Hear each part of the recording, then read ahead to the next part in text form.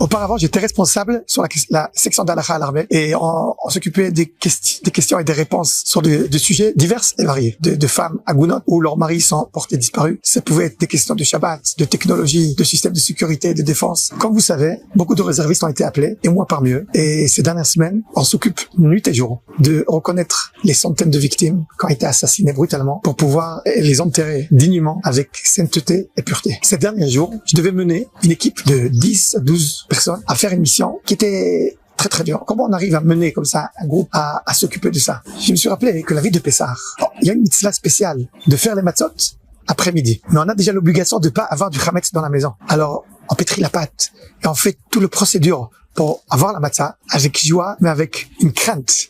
Et on dit l'Echem matzat mitzvah. On a plein de sueur, mais on sent la mitzvah qu'on fait. J'ai utilisé cette même phrase. Je me suis mis là-bas avec l'équipe et je leur ai dit l'Echem met mitzvah. L'Echem met mitzvah. Et les jeunes, avec le même enthousiasme, étaient là-bas en train de faire cette mission pure.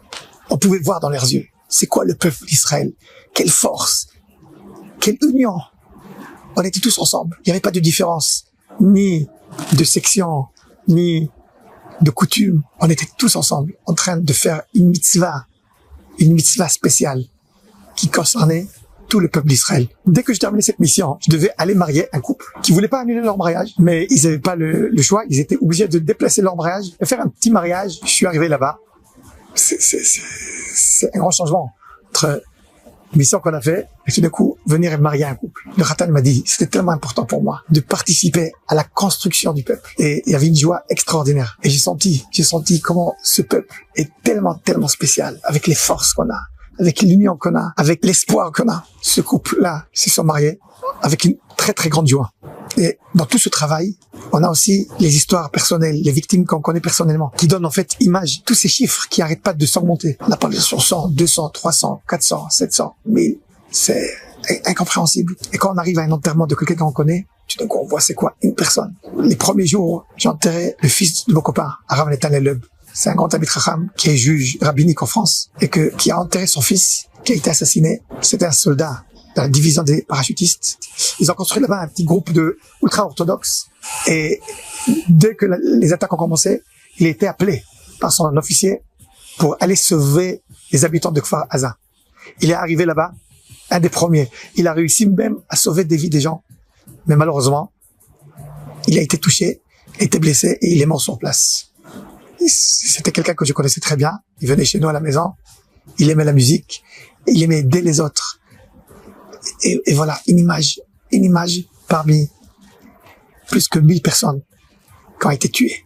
2 jours après, je suis arrivé à un enterrement de quelqu'un de la famille, le fils du cousin de ma femme, que lui-même a déjà perdu son frère, Emmanuel Moreno, chez Mikodamo, une semaine après la guerre de Liban. Et maintenant, le frère d'Emmanuel Moshe a perdu son fils, Itaï Shlomo Hashem Mikodamo, tombé dans une bataille contre de terroristes sur le sable de Zikim. Toutes ces histoires personnelles nous donnent vraiment une autre image, cette immensité de gens qui ont perdu leur vie brutalement et cruellement. Quand je suis arrivé à l'éveillade de Itaï Shlomo, je devais préparer l'enterrement et il y avait une voiture d'endeuillé de l'enterrement d'avant qui nous bloquait la route.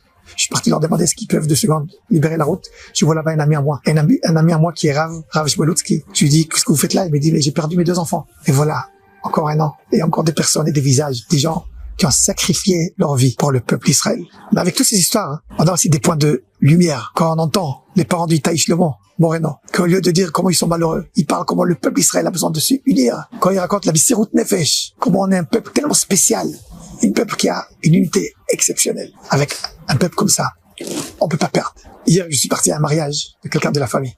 C'était un combattant qui a été un réserviste d'une unité d'élite, qui a été appelé à l'armée. Il devait se marier. Il est parti.